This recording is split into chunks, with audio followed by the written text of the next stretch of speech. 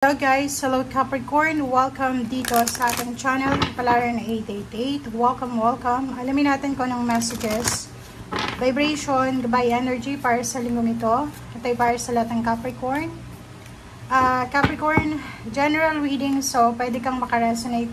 Gamitin mo lang kung ano yung sinasabi ng intuition mo or ng instinct mo para hindi ka ma-disappoint. Okay? So Capricorn, first card natin is Apollo. So, focus upon your strength, Capricorn.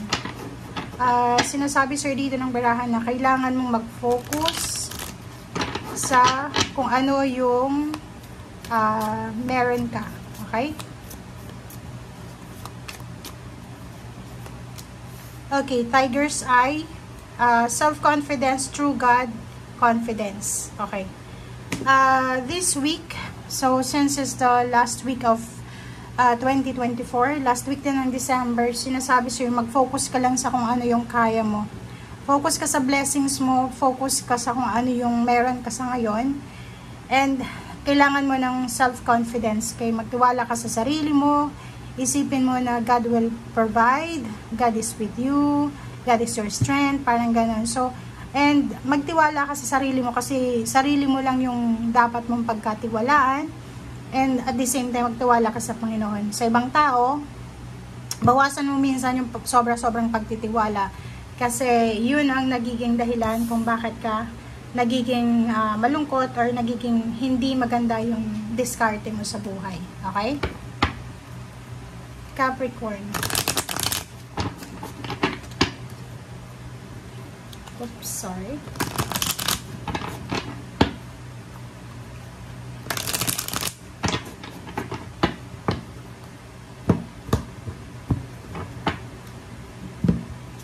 Okay, first card natin sa third deck natin is Eight of Wands, good news, letters, communication, transportation, travel, movement, Capricorn. So, nakikita ko sir dito, fast moving itong message na to. So, pwedeng ikaw ay makakatanggap ng mensahe, or yun, balita, or pwedeng may plano kang mag-travel, or kung anumang movement ito. Sinasabi sa'yo dito na ihanda mo yung sarili mo dahil aarangkada na ito. Okay? So, posibleng isang unexpected news, unexpected situation or events, unexpected blessings, an unexpected windfall of money, of love, relationship, partnership, ang posibleng dumating sa'yo sa linggong ito. Iwasan mo, yun nga yung sinasabi sir dito, confidence. Kailangan mong lakasan yung loob mo. Tiwala sa sarili at sa Panginoon ang kailangan mo. Iwasan mo yung sobrang pag-iisip, yung overthinking, overanalyzing. Iwasan mo yung sobrang negative ka kasi hindi yan makakabuti sa'yo. Six of Swords, nakikita ko pwedeng may Capricorn na nag-aalala para sa kanyang pagta-travel, para sa kanyang paglilipat bahay, or nag-aalala siya para sa future niya. So, sinasabi ng baraha sa'yo na patapos na yung 2024, kung hindi mo nakuha yung goal mo this year, hayaan mo na, let go mo na, so i-welcome mo yung 2025 ng positive.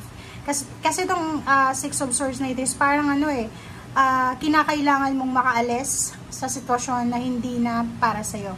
Kinakailangan mo ng movement, kailangan mo ng pagbabago sa kung ano man yan na buhay meron ka sa ngayon. So, nandito yung Palace of Swords. Sinasabi sa'yo dito na ihanda mo yung sarili mo para sa napakaraming communication, information, balita, yun nga. Fast movement to eh. So, maraming mangyayari, maraming darating na kailangan maghihanda ang sarili mo. The Tower Transformation. So, it's a confirmation siya na talagang may magbabago sa buhay mo. It's an alchemy. So, yung pagbabago na yan, pwedeng matagal mo na siyang hinihintay. It's either yung promotion sa trabaho, yung end of contract, travel, or kung ano pa man. Sinasabi sa'yo dito na parating na siya. Okay? And nandito yung Four of Cups, nakikita ko isang tao ang posibleng naghihintay sa'yo. Or ikaw to siguro naghihintay ka ng balita sa isang tao. Or pwedeng isang tao yung nag-iisip sa'yo, o ikaw to na nag-iisip sa kanya. And Strength card, same with this one, strength din kasi to, sinasabi na physically, mentally, spiritually, psychologically, okay, financially, kinakailangan mong maging malakas. Kinakailangan mong lakasan ng loob mo. Okay, next card is Knight of Coins. May incoming news tungkol sa pera. May incoming news tungkol sa career. May incoming news tungkol sa isang bagay na magdadala sa iyo ng excitement, progress, or growth sa usaping salapi. King of Swords, meron tayo ditong mensahe na tungkol sa kaperahan, and then yung mensahe na to is pwedeng makapagbabago sa takbo ng pera sa iyo. Like for example, ngayon habang nanonood ka, wala ka man lang na ipon, or wala kang trabaho, or pwedeng may trabaho pero konti lang yung sweldo. Dito sinasabi na may balitang parating sa iyo bago matapos yung taon, or pwedeng first week of the 2025, na pwedeng magdala sa iyo ng news para masettle yung mga finances mo. Okay? So yun, 10.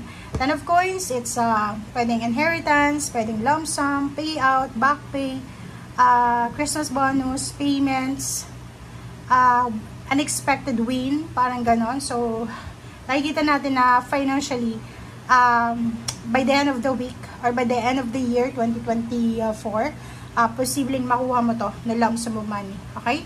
So, 7 of Cups. So, sa ping relationship, marami din yung magpapapansin sa'yo kung single ka. Sa iba din sa inyo, pwedeng bibigyan kayo ng choice ng ating universe, ng ating Panginoon, kung talagang gusto nyo na mag-asawa, or pwedeng gusto nyo maging single, ganyan ganito. So, bibigyan kanya ng choices, ng option, kung paano mo masisettle yung mga differences sa loob ng family, sa loob ng relasyon, sa loob ng trabaho or negosyo. Okay? So, 3 of Swords, and then Lover. So, nakikita ko sa'yo dito, pwedeng mag-away kayo. Ito yung pinaka-worst na pwedeng mangyari by the end of the year, is yung pag-aaway ng mag-asawa, ng mag-boyfriend, ng mag-girlfriend, or kung sino man sila na nagmamahalan dahil sa pera. Siguro pag-aawayan nila yung pera, or posibleng mag-aaway sila, hindi sila magkakasundo dahil sa kaperahan. Pwede yung iba, may pinatago sa asawa, or sa boyfriend, or sa girlfriend, and nahanapin niya by the end of the year. So, be careful dito kasi pwedeng yung mag-partner nito, hindi sila magkasundo sa pag-iipon ng pera, hindi sila magkasundo para sa kung paano yung parang ideas or pwedeng plano tungkol sa pag-iipon ng pera. Okay? And sa ilalim niya is 3 of Coins. So, nakikita ko sa'yo dito na kung hindi ka mapalad sa trabaho bilang isang empleyado, siguro magiging mapalad ka sa pagkakaroon ng business. Kung hindi ka mapalad sa pagtatrabahong mag-isa lang, siguro magiging lucky ka, magiging prosperous ka with someone else na may partner. Like yun, sa business or pwedeng sa collaboration, makipag-collab ka or makipag-associate ka sa mga like-minded individuals, yung pare-pareho yung mindset nyo, dahil pwedeng doon ka swerte. Okay? So, if gusto mo sa 2025 na magnegosyo, try mo kasi baka yun yung talagang forte mo or para sa'yo. Okay? Thank you guys. Bye!